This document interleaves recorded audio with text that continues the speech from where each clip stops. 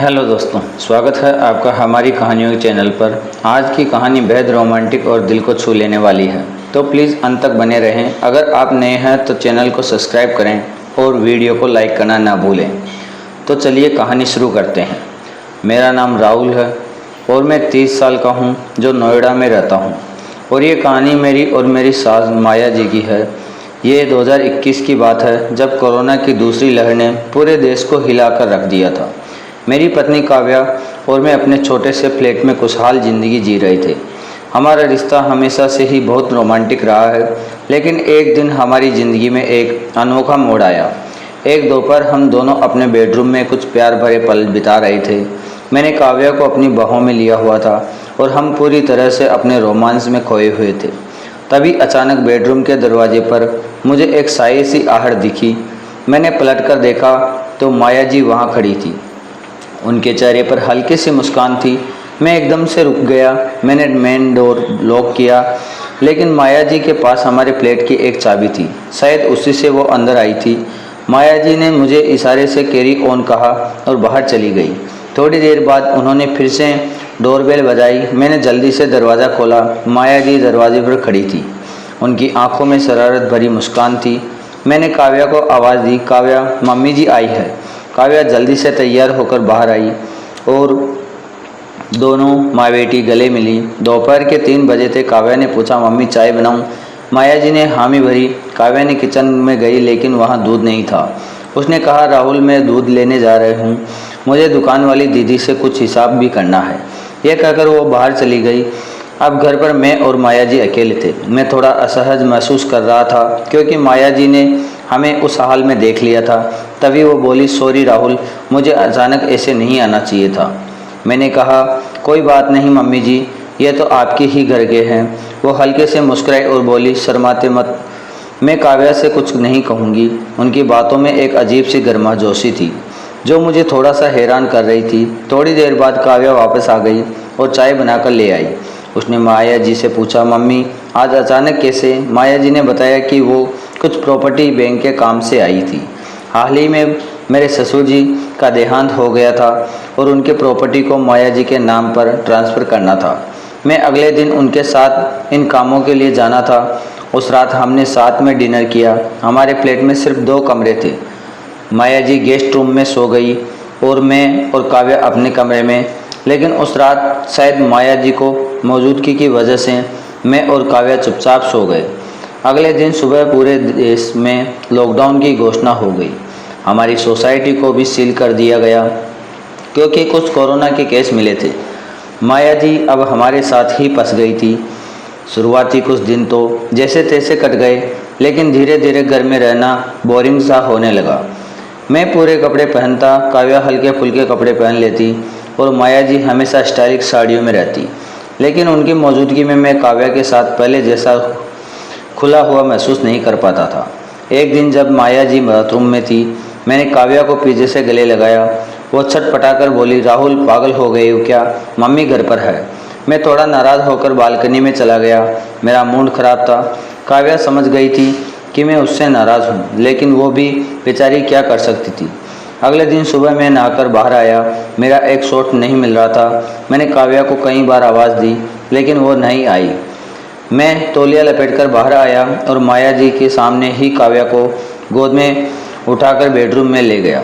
काव्या चिल्लाई, राहुल, ये क्या बदतमीजी है? मम्मी देख रही है। लेकिन मैंने उसकी एक न सुनी। बेडरूम में जाकर मैंने कहा, काव्या, तुम्हें सुनाई नहीं देता? मैं कब से तुम्हें बुला रहा हूँ, मेरा सॉस नहीं मिल रहा है। उसने सॉरी कहा और अलमारी से मेरा सॉस निकालना दिया। जब हम बाहर आए, माया जी टीवी देख रही थी, लेकिन उनकी आंखों में वही शरारत मुस्कान। मैं उनके सामने बैठ गया। अचानक मेरे मुंह से निकल गई, मम्मी जी, मेरे बारे में क्या ख्याल है? काव्या मेरे पीछे थी और तुरंत बोली, राहुल, ये क्या बदतमीजी है? मेरी मम्मी से ऐसी बातें? मैंने बात पलटते हुए कहा, अरे मेरा मतलब था, देखो मुझ में कितनी ताकत है, काव्या को ऐसी ही गोद में उठा सकता हूँ। माया जी हंसते हुए बोली, कोई बात नहीं राहुल, मैं कोई पुराने ज़माने की सास नहीं। मैं दिल्ली के एक बड़े स्कूल की प्रिंसिपल रह चुकी हूँ। लंदन और इटली में भी घूम चुकी हूँ। मैं समझती हूँ कि लॉकडाउन में घर में ऐसे ही बोरिंग तरीके से नहीं रहा जाता। मैंने पहली बार माया जी को गौर से देखा। उनका गोरा रंग, लंबा कद और हमेशा मुस्कुराता हुआ चेहरा। वो हमेशा स्टाइलिश साड़ियाँ पहनती थी। मैंने पूछा, मम्मी जी आप लंदन और इटली कब गई थी? उन्होंने बताया कि वो अपने हनीमून पर गई थी और एक फैशन इवेंट के लिए भी। मैंने मजाक में कहा, तभी आप इतनी स्टाइलिश हैं। वो हंसते हुए बोली, राहुल मैं पहले दिन से कहना चाह रही थी कि तुम लोग मेरे सामने खुलकर रहो। ये लॉकडाउन कम से कम 2 महीने चलेगा, हमें तो खुलकर ही रहना होगा। फिर एक पल रुककर बोली, अगर तुम दोनों को कोई दिक्कत ना हो तो मैं साड़ी छोड़कर कुछ और पहन लूँ। काव्या को तो पता ही था मैं घर पर साड़ी कम पहनती हूँ। काव्या ने हंसते हुए कहा, हाँ मम्मी क्यों नहीं।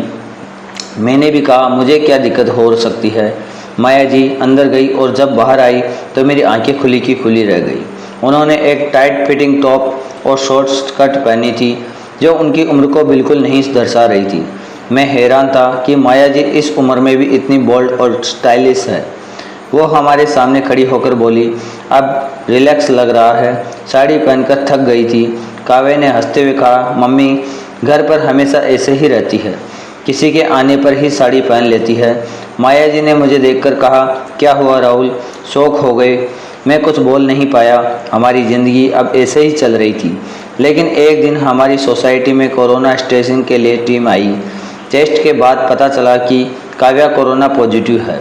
उसे तुरंत सोसाइटी के बाहर बने अस्थायी कोविड हॉस्पिटल में भर्ती कराना पड़ा। अब घर पर सिर्फ मैं और माया जी रह रहे थे।